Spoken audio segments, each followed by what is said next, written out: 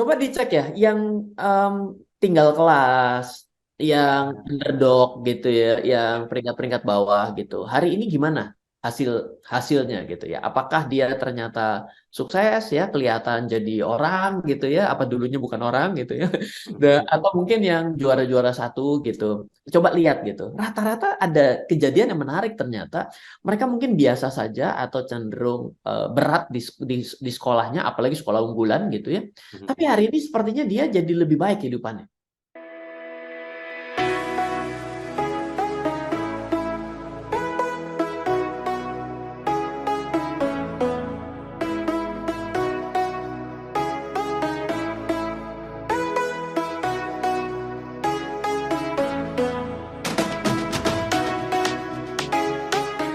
Selamat malam Mas Ayan.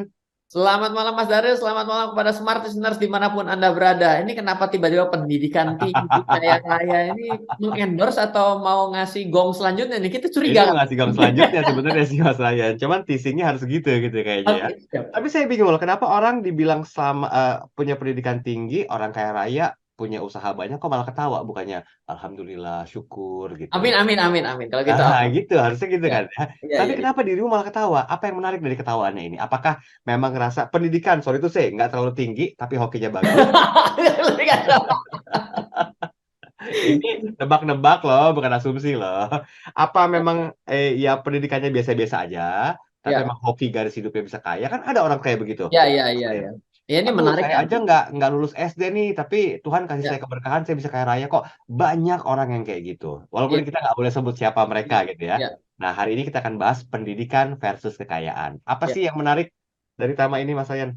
Nah, tema ini ya, kalau dari saya sendiri, saya S1, S2, MBA.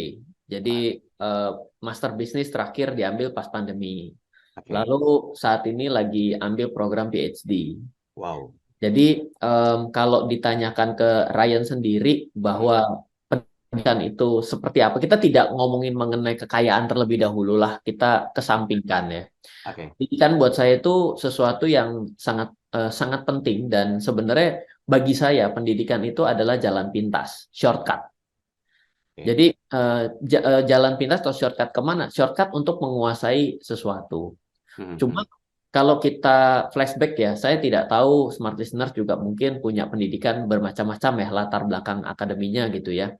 Pastinya ketika kita pergi ke dunia kerja dengan dasar pendidikan yang kita miliki, walaupun jurusan sama dengan apa yang kita kerjakan, Hmm. itu tidak serta-merta bisa hal teori itu bisa langsung dipakai. Setuju, setuju Betul sekali. ya, ya. Nah, tapi akhirnya banyak orang yang akhirnya begini nih ketika dia sudah kerja ngelihat pendidikan, dia bilang rugi juga ya. Yang kepake cuma 5%-nya. Ah, ah, ah, ah. Rugi juga ya, yang kepake cuma 10%-nya gitu ya. Ternyata saya ngobrol dengan salah satu profesor gitu ya. Kebetulan saya kenal. Saya juga sempat tanya, Prof, apa sih pendapat Prof kalau yang namanya pendidikan kok nggak yang ada di dalam bangku perkuliahan itu nggak nggak bisa kepake semuanya bahkan cuma mewakili 50%. Loh, yang bilang bahwa pendidikan itu ketika kita kuliah dan sekolah itu akan dipakai di dalam dunia kerja, siapa? Loh, saya juga jadi bingung tuh profesor ngomong gitu. Saya gitu. Loh, ya kan emang begitu, Prof. Loh, nggak begitu, Ryan, dia bilang. Kamu sadar atau tidak, sebenarnya yang penting itu adalah prosesnya, bukan ijazahnya. Ah, Apa? oke. Karena dalam proses kita mendapatkan ijazah, itu ada staging loh. Staging apaan sih? Saya bilang. Hmm. Waktu kamu SMA, kamu tuh ngapain? Ya, mengerjakan. Ya, mengerjakan soal-soal. Ya itu, ya namanya yang SMA itu kamu lulus karena kamu mengerjakan soal. Oke. Oh, oke. Kalau S1, saya bilang. Hmm, Kalau hmm. S1 itu mengeksekusi sampai menjadi sesuatu. Makanya hari ini tidak lagi sidang skripsi, tapi namanya tugas akhir. Ya, Dia betul. harus deliver sesuatu. Hmm, hmm. Atas effortnya sendiri, dia memilih sendiri apa yang dia mau, akhirnya dia memutuskan dan dia mempertahankan bahwa itu adalah baik adanya. Oke. Kalau S2, saya bilang. Hmm, hmm. Kalau S2 itu adalah diminta untuk membuat sebuah apa namanya ya, tesis ya. Berarti tesis itu adalah menjadikan suatu rumusan, Hmm. menjadikan suatu rumusan. Entah mau menentang atau membuat rumusan, silahkan lakukan di S2. Kalau PhD bagaimana? Kalau PhD itu wajib untuk membuat suatu perumusan baru. Jadi cara berpikirnya itu berbeda-beda gitu. Jadi kalau misalnya kita tidak ngomong yang kekayaan dulu deh. Saya kan nggak akan bicara mengenai kekayaan terlebih dahulu ya. Karena proses bagi saya adalah suatu hal yang penting. Jadi kalau ada orang yang bilang bahwa pendidikan itu nggak penting, menurut saya adalah sangat penting. Dan kalau misalnya saya punya teman juga yang dia tidak lulus SD, ya. Ternyata dia sukses dan jadi orang kaya. Kalau dia berpikir bahwa yang namanya sekolah itu tidak penting, pasti dia nggak akan berikan ke anaknya. Ya, orang bapaknya aja terbukti dengan cara tidak perlu kuliah jadi orang sukses kok. Ternyata tidak loh. Anaknya S2 semua. Anaknya ada 3, S2 semua. So, berarti kalau misalnya ada yang mengatakan bahwa pendidikan adalah tidak penting, kayaknya dari si profesor ini dan juga kayaknya dari teman saya yang terbukti tidak lulus SD itu menyekolahkan anaknya sampai dengan tingkat yang cukup tinggi ya. S2 kan hari ini mungkin masih cukup tinggi seperti itu. Kira-kira seperti itu Mas Darul. Oke, tapi ini akan berbanding terbalik ya ketika mungkin banyak orang yang merasa kita lihat fakta aja deh Mas Ryan, tuh si A, si B, si C, tokoh-tokoh yang udah well known gitu loh. Mereka cuma jeblolan SMP kok, mereka cuma jeblolan SMA kok. Tapi karena emang garis hidupnya bagus, ya udah mereka kaya ya kaya gitu. Nah, komentar sedikit dong dengan itu Mas. Bukan berarti kita apa ya mengcounter statementnya Mas Ryan Filbert, tidak, tapi di luar itu banyak orang-orang yang masih percaya dengan hal itu gitu loh. Nah, Anda adalah 5 orang dari teman dekat Anda, atau Anda adalah 5 orang dari pergaulan Anda. Bahkan ya, kabarnya ada loh yang, ya saya cuma open table di sebuah hotel ya, mewah, ya, bermodalkan Rp100.000 secangkir kopi, saya bisa ya, dapat networking, saya bisa ya. kaya kok dari situ. Nah, ini nih gimana menjelaskannya Mas Ayan? Ini misleading ya. Kalau saya bilang begini, kalau kita tiba-tiba keluar dari kasino, boleh langsung ya. Kita contohnya yang lain Boleh, sedikit ya. boleh, boleh. Kita keluar dari kasino, terus kita, ih dia bisa menang kasino loh. Terus Hmm, kita berpikir bahwa semua orang yang keluar dari kasino adalah seperti orang tersebut. Dan Oke, kita tiba-tiba masuk ke kasino. Menurut Anda Smart Listener, apakah saya adalah orang yang akan menjadi pemenang dalam kasino tersebut? belum Bisa tentu. ya, bisa tidak. Hmm, Kecil kemungkinan kan? hmm. Karena apa? Karena dalam sudut pandang statistik, ketika kita pergi ke meja kasino, itu memang sudah didesain kita untuk peluangnya untuk menang sangat kecil. Oke. Mungkin yang paling besar kemungkinan kita untuk menang itu adalah di roulette untuk memilih merah atau hitam, ganjil atau genap, besar atau kecil. Hmm. Sekarang kita geser nih ya, kita mau geser ke pendidikan. Ternyata saya punya data gitu ya, sayang sekali saya tadinya mau tampilkan nggak bisa, saya punya data adalah orang kalau tidak lulus S1, Aha. lulus S1, Hmm. lulus S2, lalu dia itu PhD, Hmm. ternyata standar gajinya Hmm. itu makin dia tinggi, maka dia makin mahal dibayar. Hmm. Artinya adalah ketika kita menyelesaikan satu pendidikan, itu Hmm. memberikan satu tidak secara langsung, memberikan kita secara tidak langsung standar gaji yang lebih baik. Oke, setuju. Tapi tidak bisa dihubungkan dengan yang tidak standar. Ya. Yang tidak standar itu kan yang tidak lulus SD tidak bisa baca, tapi Hmm. bisa sukses. Hmm. Tapi SD nggak lewat, tapi sukses. SMP nggak lewat, tapi sukses. Hmm. Kuliah nggak lewat, tapi jadi pemilik Facebook. Sekarang berapa banyak yang tidak lulus di Harvard dan punya Facebook? Semua punya, tapi Hmm. nggak jadi pemilik pemilik perusahaan Ya, ya, Facebooknya. ya, ya. Semua punya FB, ya kan? Atau kita lihat lagi, misalnya Bill Gates seperti itu. Tapi Mhm. berapa banyak yang bisa menjadi Bill Gates? Nggak banyak. Artinya ketika kita berpikir bahwa dengan tidak memiliki pendidikan, maka kita akan menjadi sukses. Maka Mhm. sebenarnya kita itu sedang berjudi. Oke. Karena apa? Karena ya itu single shot memang Anda 1 dari 1 juta. Yang 999.999-nya tidak lulus dan kere. Ya, Kan begitu ya? ya, ya, Itu ya. jawaban saya sih. Oke, ini agak ngeri nih bahasan sampai ke roulette. Saya nggak ngerti sebenarnya apa itu yang dibahas Mas Ryan. Tapi coba untuk menyimbangkan aja biar auranya ini ya lebih masuk gitu ya. Karena bulan puasa Mas Ryan, saya juga nggak tahu roulette itu apa, kasino itu apa. Siap. Nanti saya jelasin habis ini sesi kedua. Siap. Kita break dulu ya. Dan hari ini kita diajarin tentang pemahaman dasar tentang pendidikan versus kekayaan.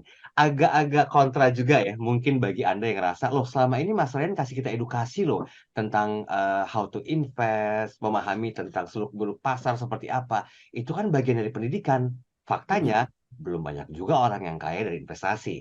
Ya. Faktanya banyak juga orang yang kaya dari investasi. Nah, bagaimana Mas? Apakah selama ini pendidikan yang dilalui sama Smart Research itu menjaminkan dia akan stay on the track sesuai dengan bidang akademisinya sehingga menjemput kekayaan, atau probabilitasnya itu lebih kecil dibandingkan orang yang pendidikannya biasa-biasa aja tapi networkingnya luas, Mas Ryan? Karena faktanya banyak orang juga yang sukses dengan hal itu, Mas Ryan.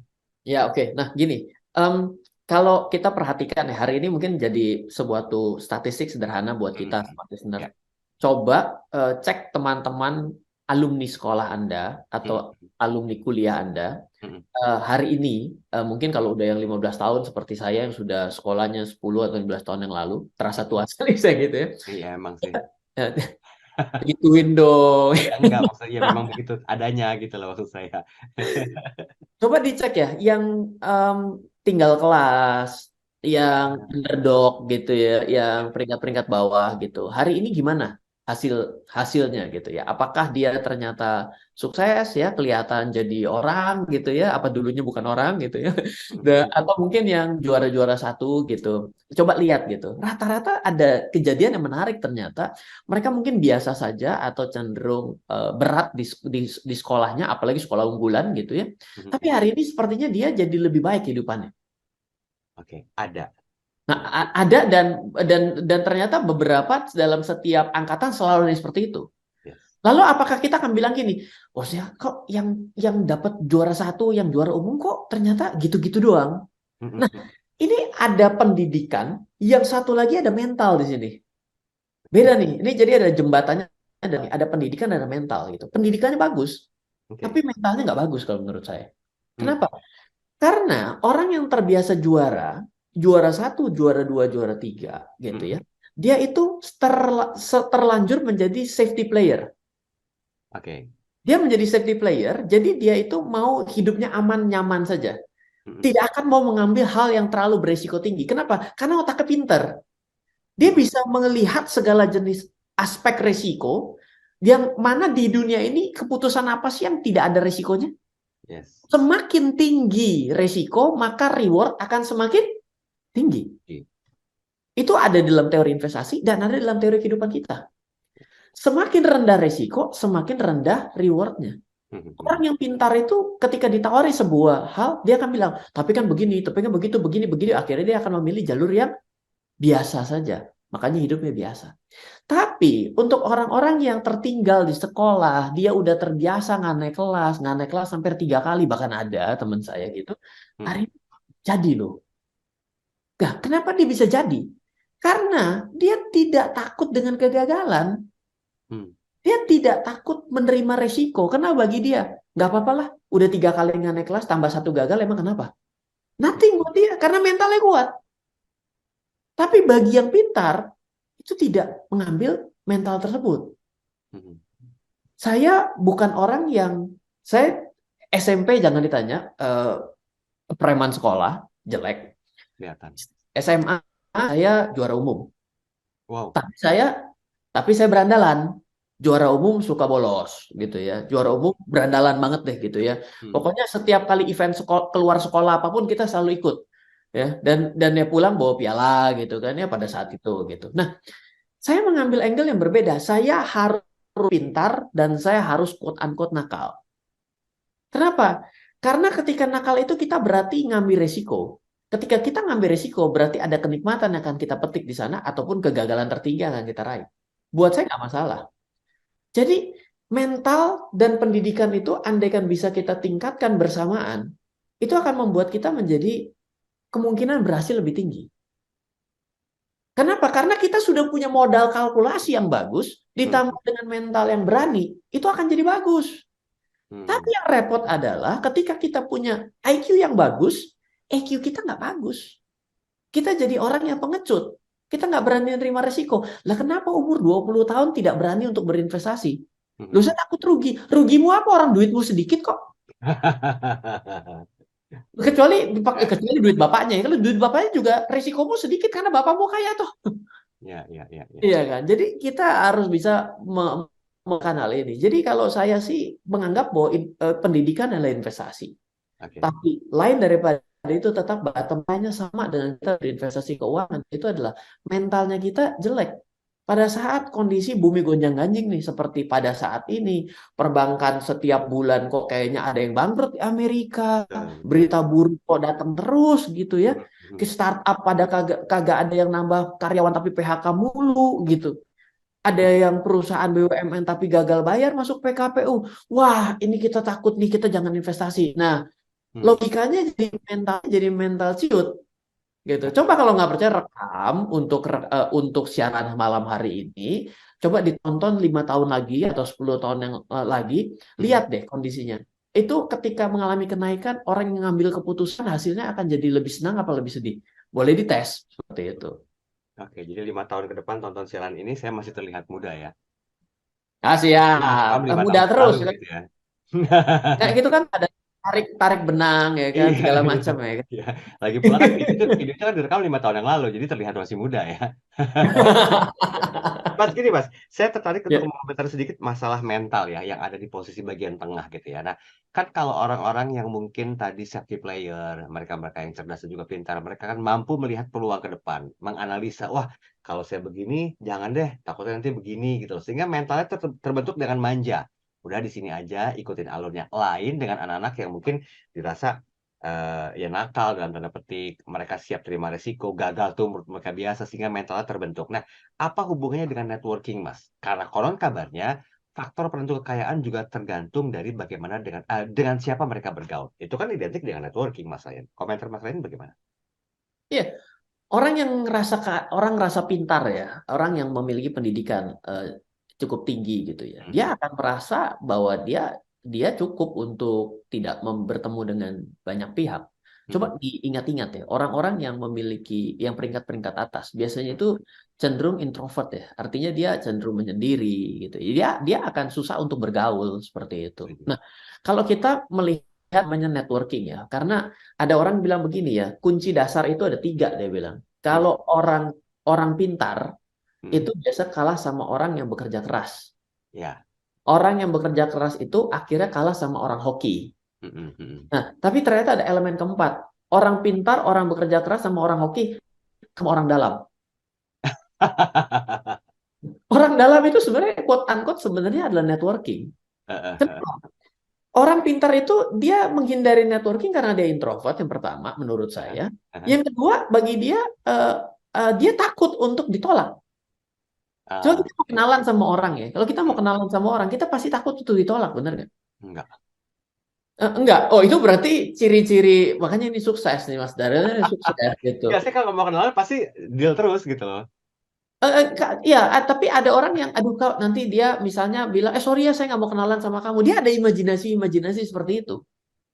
Jadi dia emang sudah agak bingung ya, agak ini ya, Mas Dari waktu saya ngomong gitu, emang ada manusia planet lain ngomong kayak gitu? Ada, tanya aja, gitu. Iya, iya, iya, lanjut, lanjut. Saya Sampai itu, separuh Mas. begitu loh. Saya orang yang agak separuh pemalu seperti itu sebenarnya. Saya ini Heeh. sebenarnya agak malu-maluin kalau depan kamera, tapi kalau tidak di depan kamera sebenarnya saya yang pemalu Lebih sebenarnya. malu-maluin. Kalau depan kamera malu-maluin gitu. Iya, iya, iya. Gitu. Jadi saya sendiri gitu, walaupun padahal misalnya saya sama ada seorang pejabat yang saya sudah pernah kenal gitu ya. Heeh, heeh. Itu saya mau negor lagi kadang-kadang udahlah saya lagi nggak perlu gitu. Mhm. Istri saya yang dorong, apaan lu udah ketemu? Mmm, Itu ada di dalam diri saya mungkin karena saya setengah introvert juga gitu ya. iya, Tapi iya, iya. itu saya yakin itu juga akan terjadi pada beberapa orang yang mungkin juga punya pendidikan dan juga dia cenderung mungkin adalah peringkat-peringkatnya tinggi secara akademik. Mhm, Dia cenderung sulit untuk bernetworking. Tapi kalau mhm, buat orang yang pendidikannya mungkin pas-pasan gitu ya, mhm, mereka mhm. itu pasti gaul anaknya. Mmm, mhm. Rata-rata kan gitu kan, gaul Iya, gitu. Nah, iya. itu gaul itu sebenarnya bagus karena apa? Karena eh, ketika kita berteman dengan orang gitu ya, misalnya kita itu perlu project A gitu ya. Mhm, Kalau mhm. kita mulai dari pintu depan sama kita mulai dari pintu meja direksi, itu ceritanya beda, Bos. Setuju. Kalau pintu dari depan itu susah, walaupun kita legal loh ya. Kita Mhm, walaupun mhm. ternyata kita itu projectnya itu bidding secara legal dan lain sebagainya, agak berbeda nuansanya ketika proposal itu digebrukin dari atas dibandingkan kita sodorin dari bawah. Oke. Tahan Makanya, sebentar, curhatnya ditunda oke. dulu ya, Oh pengalaman. gitu ya. Kita break dulu, nanti kita bahas di sesi selanjutnya.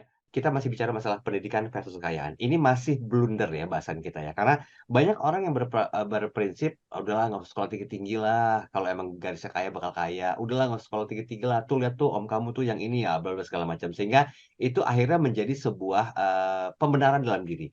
Iya ya betul juga ya si om itu sekolahnya biasa aja tapi kok kaya raya ya punya ini punya itu punya itu. Nah hari ini kita akan coba bahas secara lebih edukatif lagi pendidikan versus kekayaan bersama dengan Mas Ryan Filbert. Mas Ryan, kan Ya, kita sering kali bahas masalah investasi ya. Banyak orang yang mungkin juga salah kaprah. Saya berinvestasi kenapa? Biar kaya, biar cepat kaya, biar semakin kaya segala macam. Padahal di balik itu semua tergantung bagaimana kita memanage investasi itu. Nah, ini sama dengan pendidikan, bagaimana kita memaksimalkan apa yang kita dapatkan walaupun ya notabene-nya mungkin 5 sampai dengan 10% seperti yang Mas Ryan sampaikan tadi ya. berdasarkan cerita profesor. Tapi kalau kita jeli merubah itu menjadi 90 hingga 99%, mungkin nggak kira-kira Mas Ryan? Ya, jadi ada hal yang tidak dimiliki oleh orang-orang yang tidak memiliki pendidikan atau ilmunya.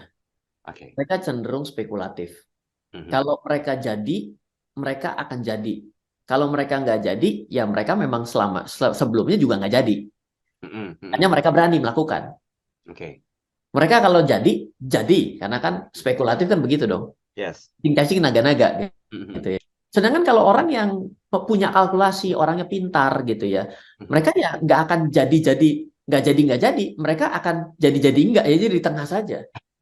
Iya iya iya. Jadi dia memang tidak meledak-ledak, tapi dia slowly but sure gitu. Tapi kalau bicara mengenai orang-orang yang posisinya ada underdog dan lain sebagainya, dan mereka sudah terbiasa gagal, nambah satu dua kegagalan lagi, emang kenapa sih? Dia tidak takut akan hal itu. Tapi saya akan cerita begini ya, saya mau cerita begini. Mhm Kalau orang yang memiliki pendidikan dan juga mungkin pengetahuan keuangannya itu rendah dan dia jadi sukses, mhm.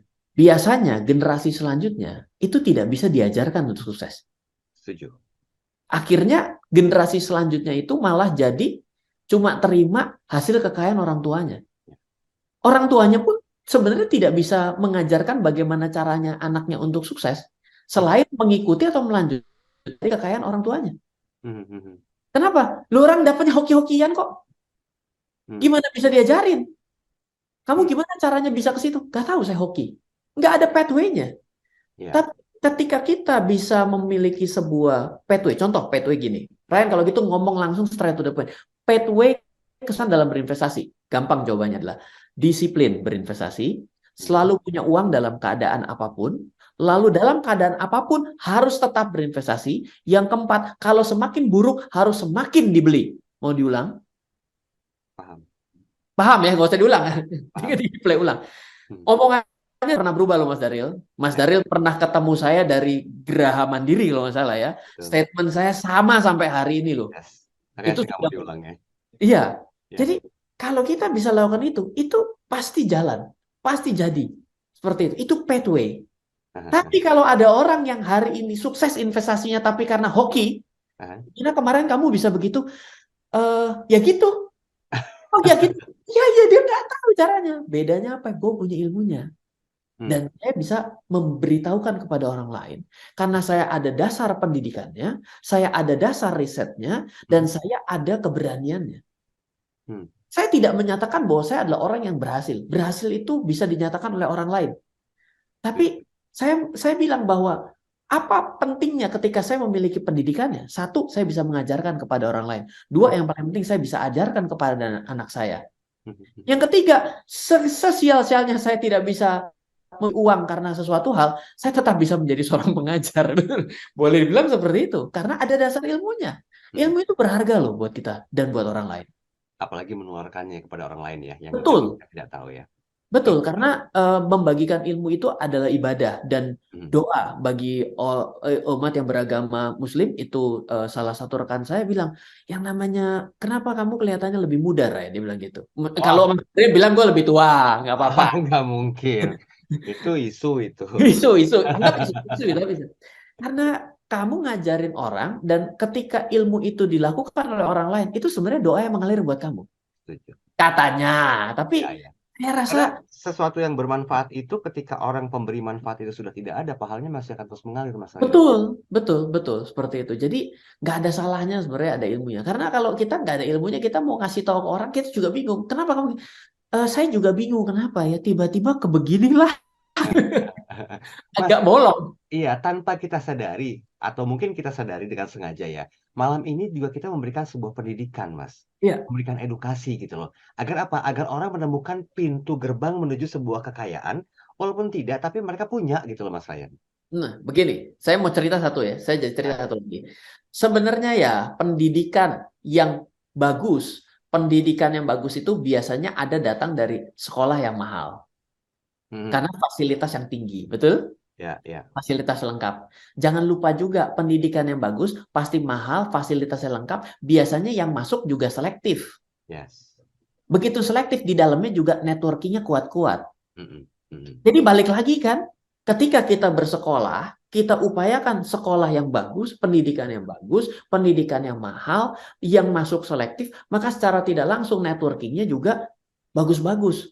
Berarti kita sedang mempersiapkan networking buat orang yang belajar yang lagi berpendidikan tersebut, yang lagi sekolah tersebut. hmm, Jadi buat saya itu investasinya investasi double, investasi betul. networking dan investasi pengetahuan itu sendiri. Hmm, hmm, hmm. Coba saja tanya kepada orang yang mengatakan pendidikannya nggak penting, itu sekolahnya sampai mana jauhnya? Apa jangan-jangan dia ngomong pendidikan nggak penting, tapi dia sekolahnya di Amerika? Nah, pendidikan nggak penting, ternyata dia adalah sekolah internasional yang hari ini paling mahal yang ada di Jakarta. Nggak kongruen statement-statementnya itu. Jadi kalau saya tetap bilang bahwa pendidikan itu penting dan mahal atau murah selalu sifatnya relatif seperti itu. Mas, sebetulnya untuk bisa memilih pendidikan yang dikatakan kompatibel dengan kita gitu ya, dalam hal mencapai sebuah kekayaan lah, taruhlah itu sesuai dengan apa yang kita bahas ini. Apakah memang itu menjaminkan, Mas Ryan? Networking-nya udah oke, biayanya juga oke, diharapkan outcome-nya juga oke. Menjamin nggak sih sebetulnya kalau balik lagi ke mental yang tadi yang disampaikan oleh Mas Ryan tadi? Saya bilang tadi bahwa sebenarnya memperkecil statistik tingkat kegagalan. Mhm, mhm, Sama begini, kita beli mobil yang paling aman gitu ya. Mobil paling aman, mobil sport lah, mobil yang aman. mhm, Tapi mhm. apakah benar ketika tabrakan, semua yang tabrakan pakai mobil tersebut semuanya hidup, keluar hidup-hidup? Nggak juga. Nah, dibandingkan kita pakai mobil yang jelek, gak ada airbagnya, kita tabrakan. Apakah mungkin keluar hidup-hidup? Ada loh Ryan yang nggak pakai airbag pun dia keluar dengan hidup-hidup. Ya, tapi kan potensi keluar di hidup-hidupnya Iya. kecil. Berarti kan Ya. memperkecil tingkat kegagalan. Mhm, mhm. Pendidikan, networking, lalu akses, lalu semangat, mental, dan lain sebagainya, itu memperkecil tingkat kegagalan kita, memperkecil tingkat kemungkinan kita bisa miskin. Oke. Tapi apakah semua sudah dilakukan itu benar-benar membuat kita jaminan bahwa kita itu akan menjadi orang kaya? Kembali Belum. lagi, hidup ini tidak ada yang absolut hasilnya. Seperti itu. Kecuali dibawa mobil truk tambang ya yang ada di Freeport. Nah, itu kan nggak pakai airbag tuh. Tabrakan juga Beda. keluar Be- dia. Mas, ya, sebenarnya gini Mas, saya mau nyinggung sedikit dari sisi parenting ya. Karena kalau kita bicara masalah pendidikan kan orang tua dari zaman dulu sampai dengan sekarang tuh ya udah kamu sekolah yang rajin, yang benar. Nanti kalau kamu dewasa, kamu akan sukses, kamu akan jadi orang yang kaya. Itu masih saya ingat dari apa yang disampaikan oleh ibunda saya ya. Nah, ya. masih relevan nggak sih kira-kira zaman sekarang untuk bisa mengadopsi statement-statement itu Mas Ryan? Ya, saya belajar investasi sudah dari umur 18 tahun. Hari ini Nah, usia kan. saya 37. Mhm, mhm. Ya. Umuran kita kan? Seumuran, teman main, teman main. Iya. Nah, saya mau mengatakan begini ya, kalau kita menjadi orang gajian, Mhm, untuk menjadi kaya secara eksponensial mhm, atau ya mungkin seperti Warren Buffett atau mhm. seperti Elon Musk, seperti Mark Zuckerberg gitu ya, atau Jeff Bezos, forget it. Sorry to say, forget it. Kenapa? Karena yang kita dapatkan adalah kita mendapatkan gaji, gaji itu kita investasikan, investasi kita meledak, tetapi kita cuma mungkin meledak 30 kali, kita meledak mungkin 20 kali, paling hebat udah bisa meledak 100 kali gitu ya. Itu pun ada beberapa yang dari kripto, tapi itu pun nilainya cuma sampai puluhan miliar. Hmm. Ini nyata loh Mas Daryl ya. Ya. Ada orang murid saya, dia adalah punya profesinya adalah pekerja, dia itu investasi kripto di 2018 karena nonton YouTube saya dan juga sempat ikut seminar, lalu dia itu beli ya dia beli saham, dia beli reksadana, dia beli kripto. Dia begitu terus gitu ya. Hmm, hmm, Meledak itu angkanya sudah puluhan M. hmm. Besar buat dia. Tapi apakah memang kalau dengan puluhan M itu bisa mengalahkan Jeff Bezos dan Warren Buffett? Masih jauh. Atau sampai orang terkaya di Indonesia Pak Budi Hartono? Atau Masih jauh. seperti bosnya dari Bayan Resources? Nggak bisa. Tapi kalau kita mau menjadi meledak model kayak beliau-beliau itu, jawabannya adalah kita bisa memberikan hal baru apa terhadap dunia? Bisa Oke, berikan hal baru apa terhadap Indonesia? kita berikan iklan dulu deh. Ya, Ini siap. balik lagi ya. Sesi terakhir. Hari ini kita nggak baca masalah IHSG, kita nggak bicara Ya. masalah investasi, kita nggak bicara masalah Amerika dengan the Fed-nya, suku bunga segala macam. Kita bicara masalah fondasi dasar. Kenapa ada orang yang dia pendidikannya bagus, dia kaya. Ya. Ada juga yang orang pendidikannya biasa aja, dia kaya. Ada juga orang yang pendidikannya luar biasa, sosok biasa-biasa kekayaan. Nah, ini jadi fokus kita hari ini ya. Makanya kita bahas masalah pendidikan versus kekayaan. Silakan dilanjutkan Mas Ren. Ya, tadi kita bicarakan mengenai, saya katakan sorry to say kalau orang yang mulainya dari pekerja untuk Hmm, bisa menjangkau seperti Pak Budi Hartono, ya Pak Mukhtar betul. Yadi dan lain sebagainya, kalau menurut saya forget it, karena tidak bisa mencapai nilai tersebut dengan semua jenis sempoa silahkan dihitung, Ya. gitu ya. Tapi kalau gitu bagaimana caranya saya menjadi luar biasa seperti itu, eksponen seperti itu? Jawabannya adalah kita mesti create something, kita mesti membuat sesuatu. Jadi Oke. menjadi inovator akan sesuatu, yaitu jadilah seorang pebisnis. Kalau Hmm, kita menjadi seorang pebisnis, maka kita bisa mendapatkan beberapa pathway-nya, menjadi punya bisnis, punya usaha yang besar, lalu habis itu kita kembangkan usaha itu, hmm, mengembangkan dan membesarkan ya. Ingat, bukan kembangkan itu naik saja, tapi harus melebarkan. hmm, Karena apa? Karena nggak bisa kita itu hanya pada satu industri saja. hmm, hmm, Contoh sederhana kita melihat pada saat ini ya, saya baru dapat kajian bahwa industri tekstil di Indonesia itu parah sekali gitu hmm, ya. Dan dihantam sudah lama, begitu pandemi juga dihantam dari barang dari luar negeri, kita tidak bisa bersaing. Industri tekstil tuh boleh dibilang dan lah boleh dibilang dalam riset tersebut gitu ya. Padahal dulu kita ini kuat sekali secara tekstil. ya. Jadi bisnis inovasi bagus, maka Hmm, kita bisa bisa mencapai sesuatu tingkat tertentu yang lebih daripada kita hanya menjadi orang gajian saja. Karena kalau gajian apakah tidak bisa kaya? Bisa, bisa. bisa. Saya punya teman yang hanya dari bekerja dengan baik, lalu sekarang masih menjadi direktur dari sebuah perbankan TBK di Indonesia, bukan teman lah, om saya gitu ya. Hmm. Itu kalau om nanti ketahuan yang mana gitu kan ya. Saya udah pesan, lu jangan sekali-sekali mention nama gua di luar. Kaya sekali ya. Tapi Nah, kenapa dia menjadi tambah kaya setelah kaya? Karena dia menjadi seorang pebisnis. Dia punya oh. beberapa lahan parkir di dekat stasiun kereta api yang dimanage oleh istrinya. Hmm, Jadilah dia tambah kaya. Dari kaya tambah kaya secara eksponensial. Jadi stepnya harus seperti itu. Tapi ingat, tidak bisa Anda mulai bisnis kalau sudah menjelang 50, 60 tahun atau 70 tahun. Loh, hmm. Kolonel Sanders bisa tuh Baru bikin mau kayak bilang. di umur 60. Kolonel Sanders doang, bos. Hmm, hmm, hmm, Satu dari berapa banyak? hmm. Emang bisa berpikir kita yang menjadi nomor dua setelah Kolonel Sanders yang bisa berbisnis sukses di atas 65 tahun? Tapi sebentar, saya counter sedikit. Tapi kalau misalnya masih punya semangat gimana? Just like Colonel Sanders. Semangat boleh, tapi kalau sampai berspekulasi adalah mengorbankan seluruh uang yang kita miliki sepanjang kita Nggak worth it juga bekerja ya. hidup, akhirnya kan jadi cacing atau kutu dan amuba kan? Ya, ya. Iya, harus bisa mengukur hal itu gitu loh. Bayangkan kita sudah punya uang, kita tiba-tiba umur 60, saya akan memulai bisnis setelah saya pensiun. Pernah bisnis nggak? Nggak pernah. Saya ini kan berpendidikan, saya punya pengalaman untuk mengelola perusahaan orang, ya kan? Tiba-tiba kita bikin bisnis sendiri. Ada satu pernyataan yang menarik ya, saya ada tonton, sayang sekali saya tidak save di LinkedIn. Dia katakan begini, kenapa banyak orang-orang itu di usia 50, 60 tahun lalu ataupun dia menjadi dari seorang pekerja itu susah untuk menjadi Hmm, ketika dia mau mulai bisnis. Loh kenapa? Kata presenternya. Karena mereka tidak memulai dengan cara gaya orang yang berbisnis dari nol.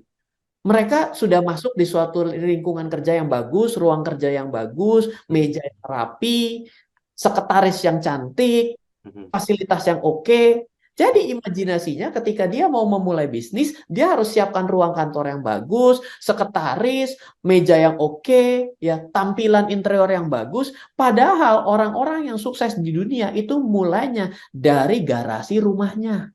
Setuju. Berarti berbeda jauh dengan imajinasi orang yang selama ini datang karena dia bekerja kan berarti udah di set up dengan bagus kantornya. Mhm, mhm, Orang mhm. mempekerjakan orang lain seenggak-enggaknya pasti yang udah proper gitu kan. Jadi mindset itu penting sekali. Memang ilmu is ilmu ya, penting juga. Tapi mental dan juga mindset yang salah itu membawa kita ke tempat yang sangat jauh. Makanya Mhm. jangan sampai kita itu terjajah secara mindset karena mindset yang salah membuat kita ya tidak bisa pergi kemana-mana. Makanya perlunya inner circle kan katakan orang suka bilang begitu ya. Perlu Ya. eh, daerah komunitas yang membangun ya kayak Smart FM ini kan semua narasumbernya saya juga menjadi salah satu pendengarnya gitu ya dan semua Hmm, hal yang disampaikan itu memberikan hal yang positif untuk membangun mindset dan insight juga ya. strategi Aha. kita. Tapi mungkin bahasan ini jadi PR kita juga Mas Ryan ya, Iya, untuk bisa memberikan satu kontribusi positif buat generasi berikutnya anak-anak kita, cucu iya, nantinya gitu loh agar jangan melakukan tanpa kita jangan berbicara tanpa melakukan, iya. tetap konsisten untuk melakukannya. Baik Mas Ryan, ini tinggal 3 menit terakhir. Hmm. Kalau sementara itu pendidikan memang setuju untuk bisa mensupport menghasilkan kekayaan, apa konklusi yang mungkin bisa disampaikan Mas Ryan? Sekaligus tips-tipsnya atau do and don'ts-nya, silakan. Ya, jangan pernah berfokus pada satu hal. Kenapa? Karena ketika kita fokus hanya pada satu hal, kita itu meninggalkan atau tertinggal pada hal yang lain. Mhm, Pertama, pendidikan penting. Yang kedua itu adalah membangun network itu juga baik. Ya, harus berteman. Yang ketiga itu adalah membangun mental. Mental untuk berani berteman dengan risiko mhm, mhm. bukan menghindari risiko. Ya. Karena barang siapa menghindari risiko, maka dia akan mendapatkan potensi reward, keuntungan, peluang yang kecil. Mhm, Dan di dalam peluang yang kecil artinya akan ada uang yang terbatas. Tapi kalau kita itu berani untuk mengambil resiko dan berteman, bagaimana sih resiko ini bisa kita temani gitu. Itu jadi sesuatu yang berbeda. Orang bilang, Pak, yang namanya trading forex itu adalah sesuatu yang berbahaya. Kita bisa bangkrut. Emang dagang apa yang tidak bisa membuat kita bangkrut? Ada, mhm, Pak. Yaitu dagang orang lain. Oh, jadi calo maksudnya. Ya boleh, tapi itu kan resiko kecil dan mhm, akhirnya akan mengecil juga. Tapi mhm, bisa nggak, Pak, dari trading forex itu kita bisa mitigasi agar kita bisa memperkecil resikonya? Always ada, apalagi adanya teknologi. Tidak bisa gaptek, networking, berani untuk berteman dengan risiko, dan yang terakhir itu adalah pekajaman. Jangan jadi dinosaurus. Seperti itu. oke, baik, baik. Jadi hidup ini sesuai dengan apa yang kita lakukan ya, selalu Ya, berubah dan senantiasa pun kita melakukan adaptasi untuk bisa menyesuaikan diri dengan perubahan itu ya. Mas ya, Aryan, thank you loh.